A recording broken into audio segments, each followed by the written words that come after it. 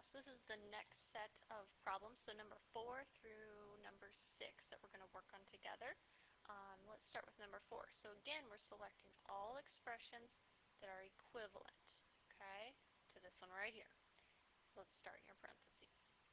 So if you look at this, just ignore this negative 2 for a second. So you have 2 to the negative 3 times 2 to the 4th power. Okay? Think about what that negative means. Okay? It means it's in the denominator. Okay? If you expand this out, which you can totally do, if you expand it out, it looks like this. Okay? So you have 2 to the 3rd in your denominator. Now let's expand this out. 2 to the 4th, we know that. So that's up top here. I'm going to erase this little one I put there.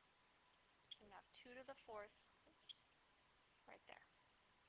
So 2 times 2 times 2 times 2. Okay? Alright, we do a little dividing out here. So simplify out to 1. And we're left with just 2, or 2 to the 1st power. Now let's bring this negative 2 back into play.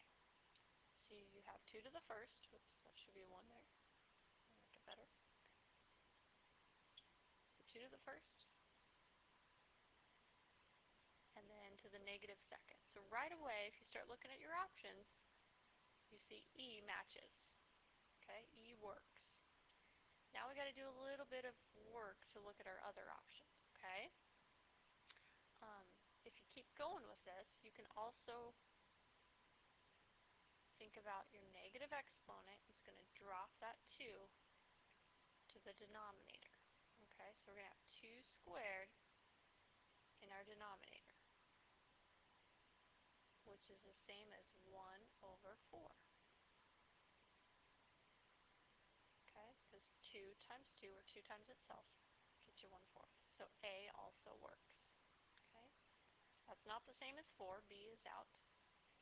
Do a little math here, so we can add our exponents, and that's going to give us 2 to the negative 2, which is the same as, drops it to the denominator, 1 over 2 squared. Okay? So that one would also work. Do a little math here, add your exponents together, 2 to the negative 7. Nope, that doesn't work. It doesn't make sense that that would be the same as 2 to the negative 2. So A, C, and E work on this one. Okay, keep going. So here, if you do a little math, okay, remember that this means multiply your exponents. So you have 8 to the 12 on top. Now careful. We know if it's in the denominator, it's already negative.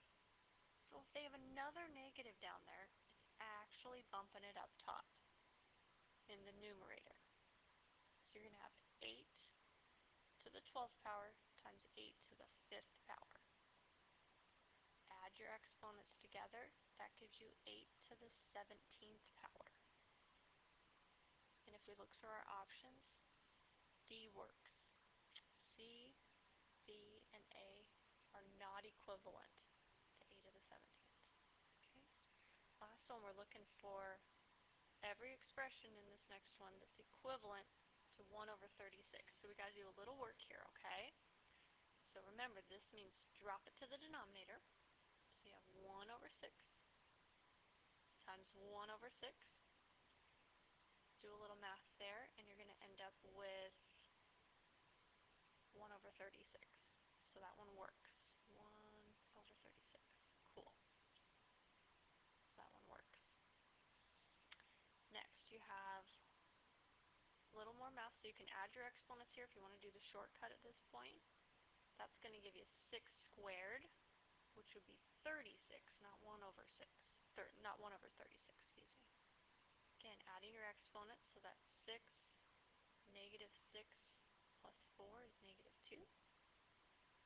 So that's going to drop it to the denominator, 1 over 6 squared, which would be 1 over 6 times 6 is 36.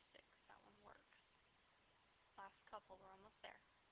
So add your exponents. That gives you 6 to the negative 1. That's going to mean 1 over 6. That doesn't work. not the same as 1 over 36. Add your exponents here.